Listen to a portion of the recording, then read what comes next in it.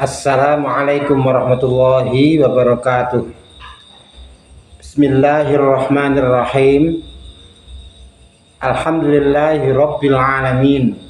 Allahumma sholli ala sayyidina Muhammad wa ala ali sayyidina Muhammad wa barik wa sallim ajma'in, amma ba'du.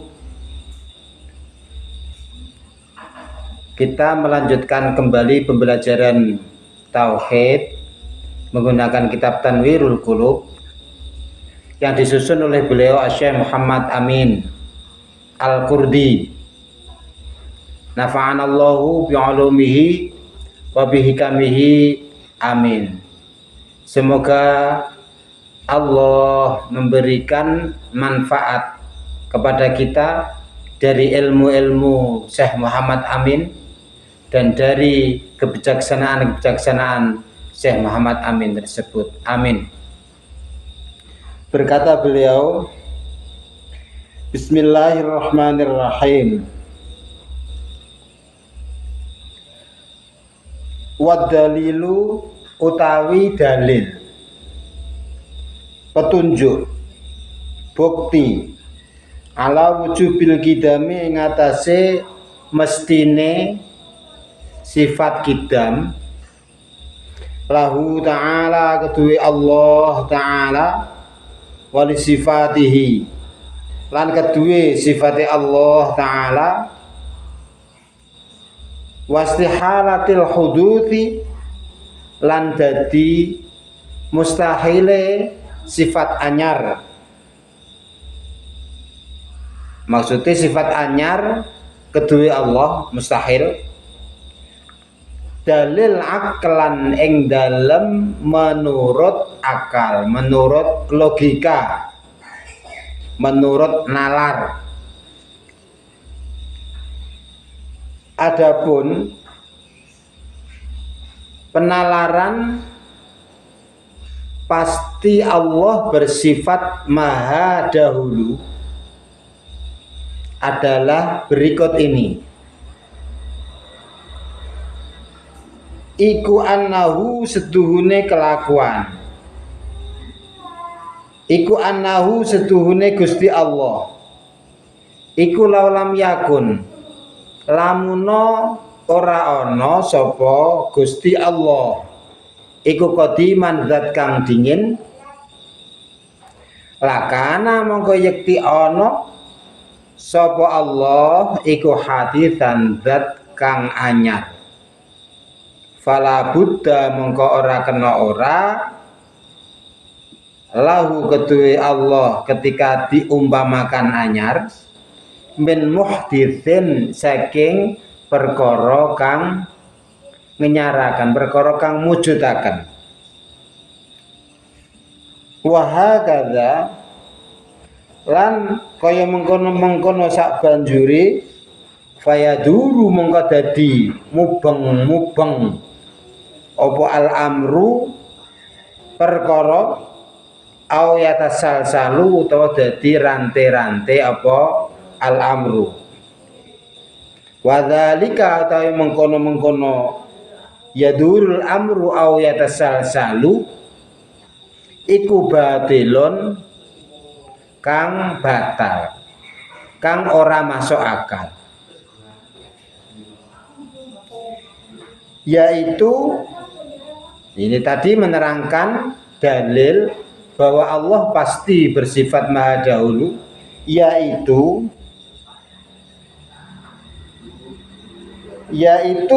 seandainya Allah kok tidak bersifat kidam, tidak bersifat maha dahulu, pasti Allah bersifat baru. Bedanya dahulu itu, kalau dahulu ini dahulu tanpa permulaan, nggak ada yang menjadikan. Jadi ada terus tanpa ada permulaan adanya. Itu namanya dahulu dalam pengertian tauhid ini. Kalau baru maksudnya adalah sesuatu yang ada mulanya, adanya itu ada mulanya. Jadi asal usulnya tidak ada. kemudian menjadi ada. Diandaikan Allah tidak bersifat qidam, maka pasti bersifat baru. Dan diandaikan Allah bersifat baru, baru itu asalnya nggak ada terus menjadi ada. Diandaikan Allah bersifat baru, tentu pasti butuh yang mewujudkan. Kalau demikian, diandaikan demikian itu pasti akan terjadi atau lingkaran logika yang tidak masuk akal. Jadi alam semesta diciptakan Allah, Allah diciptakan alam semesta menciptakan Allah, Allah diciptakan alam semesta, walak-walik begitu, melingkar begitu. Ini tidak masuk akal. Nah, terus alam menjadikan Allah itu kapan? Itu nggak masuk akal. Alam saja itu nggak bisa menentukan dirinya sendiri, kok bisa menentukan wujudnya Allah? Ini nggak masuk akal. Jadi daur lingkaran cipta pencipta yang menjadikan Allah diandaikan Allah bisa diandaikan Allah bersifat tidak qidam, itu mustahil, nggak mungkin itu terjadi. Daur kok masuk akal itu nggak mungkin. Tasalsul juga tidak mungkin. Tasalsul itu tanpa ada berkesudahan, tanpa kesudahan, tidak melingkar, tidak mubeng, tapi terus menerus. Misalnya begini, alam semesta diciptakan oleh Allah, Allah diciptakan oleh Allah yang lain, Allah yang lain diciptakan oleh Allah lagi, terus menerus begitu. Itu tidak mungkin. Itu namanya tasalsul, tidak masuk akal juga. Kemudian kita lihat bahwa dalil akli, dalil yang menggunakan logika yang digunakan memperkuat kesimpulan-kesimpulan tauhid ini nampaknya dimulai, bukan nampaknya, memang begitu, dimulai dengan memahami keberadaan alam semesta ini. Alam semesta ini nyata ada, secara empiris nyata ada. Karena orang berpikir kemudian donganangan, adakah alam itu mengadakan dirinya sendiri? Maksudnya alam itu ada dua ya, secara garis besar, benda dan keadaannya. Misalnya ya benda, apakah matahari itu menciptakan matahari itu sendiri? Lah matahari kok menciptakan matahari? Lah sebelum ada matahari ya nggak ada matahari. Lah kok matahari menciptakan matahari? Ya nggak masuk akal itu. Atau tiba-tiba ada yang nggak masuk akal. Kok tiba-tiba ada, kenapa kok nggak terus tidak ada? Ini nggak masuk akal. Tiba-tiba ada juga nggak masuk akal. Menentukan adanya sendiri itu nggak masuk akal. Masing-masing alam semesta. Contohnya lagi banyak ini contohnya. Orang ini nggak ada, menciptakan orang itu nggak ada. Misalnya orang bernama A, si A menciptakan A, loh kok A? Kalau belum ada yang belum disebut A loh. Belum ada orang bernama A itu belum ada. Kok dikatakan si A menciptakan si A sendiri, dirinya sendiri yang menciptakan? Nah, itu nggak mungkin. Pasti yang menciptakan itu sesuatu yang lain, pasti. Itu awalnya dalil akli tauhid itu bermula dari melihat, menawar alam semesta ini, kemudian menuju kesimpulan pasti ada yang mengadakan, karena nggak masuk akal bila ada dengan sendirinya atau bukan dengan sendirinya, tapi ada otomatis tiba-tiba ada. Yang menciptakan ya bukan dirinya, ya bukan siapa-siapa, tiba-tiba ada masuk akal dari mana? Kalau menciptakan diri sendiri ini ya, pemahaman tauhid ini saja ini satu saja, bahwa sesuatu itu tidak ada yang menciptakan atau menentukan, adanya dia sendiri itu enggak ada. Ini sebetulnya sudah sangat-sangat menolong kebahagiaan manusia, kebahagiaan orang. Contoh lagi ya, contoh masalah alam semesta, tidak mungkin dia menciptakan dirinya sendiri, pasti diciptakan oleh sesuatu yang lain, pasti itu. Umpamanya ada alam semesta berupa perbuatan manusia. Perbuatan apa? Berbicara. Berbicara adalah satu bagian dari al-alamin, bagian dari apa yang disebut alam semesta. Jadi masuk dalam terminologi atau kategori alam semesta. Yang namanya berbicara itu yang nggak mungkin toh. Berbicara adalah mengadakan berbicara itu sendiri. Artinya satu perbuatan orang bernama berbicara itu, yang menciptakan ya berbicara itu sendiri loh. Berbicara kok menciptakan berbicara, ini nggak masuk akal. Ini kopiah menciptakan kopiah, pasti ada sesuatu yang selain dia yang menciptakan. Itulah sifat asli setiap hal yang baru. Artinya setiap hal yang baru pasti membutuhkan sesuatu yang lain untuk ada.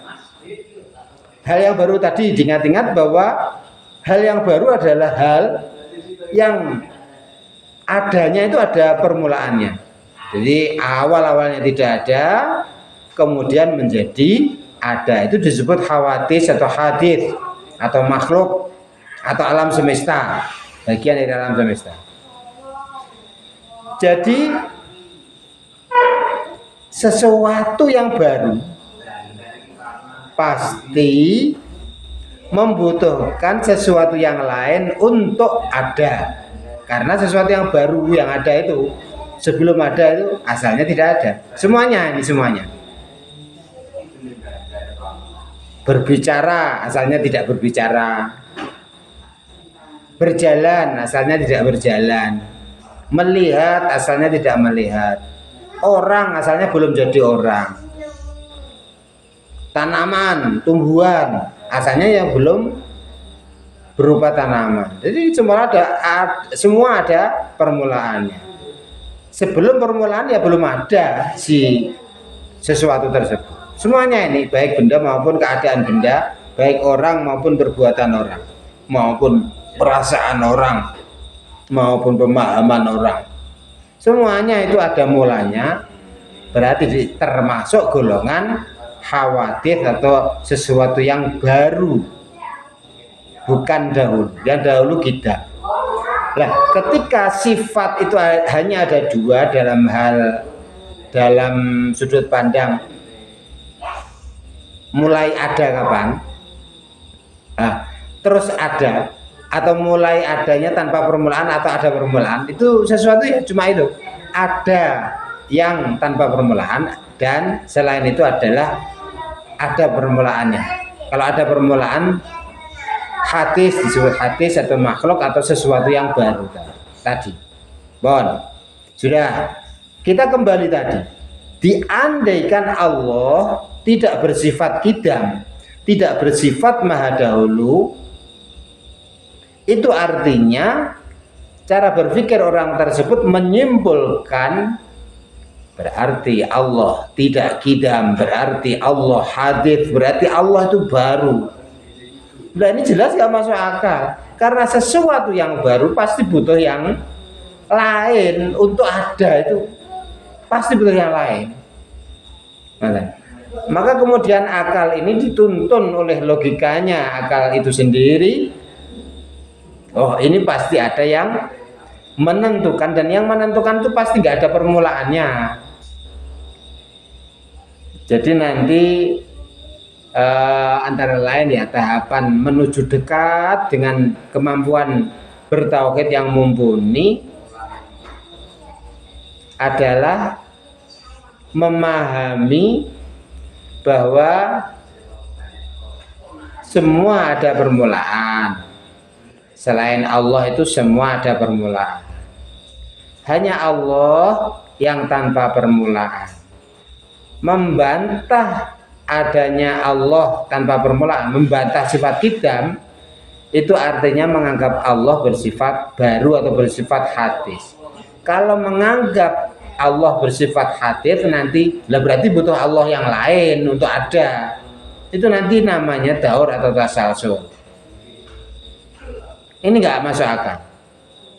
Padahal semua tauhid itu disaksikan oleh akal yang paling cerdas sekalipun, doktrin-doktrin, kesimpulan-kesimpulan, keterangan-keterangan tauhid itu benar adanya. Jadi modelnya begini, ayat-ayat Al-Quran kemudian dirangkai dengan dalil-dalil menggunakan akal. Antara ayat hadis ini di satu segi namanya dalil naqli, disaksikan kebenarannya, diperkuat, didukung kebenarannya oleh akal yang cerdas. Nah ini tadi termasuk dalil akli yang harus menggunakan akal yang cerdas. Mohon maaf, memang dalil akli ini selalu banyak yang bulat, tapi tidak apa-apa, bulat atau sulit. Ya sudah, nggak apa-apa, ilmu itu ya nggak ada ceritanya langsung diterangno paham semua, itu ya nggak ada ceritanya. Ya pasti ada sebagian yang belum paham. Oke, saya ulangi. Diandaikan Allah tidak bersifat maha dahulu itu tanpa permulaan, berarti Allah ada permulaannya. Adanya Allah berarti ada permulaannya. Ini namanya hadis. Adanya Allah kok ada permulaannya, itu mustahil aklan, tidak mungkin, karena pasti akan terjadi dua ketidakmasuk akalan, atau satu di antara dua ketidakmasuk akal, satu dari dua ketidakmasuk akalan, yaitu daur dan tasalsul. Walhasil Allah pasti tidak ada permulaannya, dan istilah yang digunakan untuk menampung arti tidak ada permulaan, istilah itu bernama sifat qidam. Demikian, semoga banyak manfaat dan barokahnya. Wallahu a'lamu bissawab, wallahul muwaffiq ila aqwamit thariq. Wassalamualaikum warahmatullahi wabarakatuh.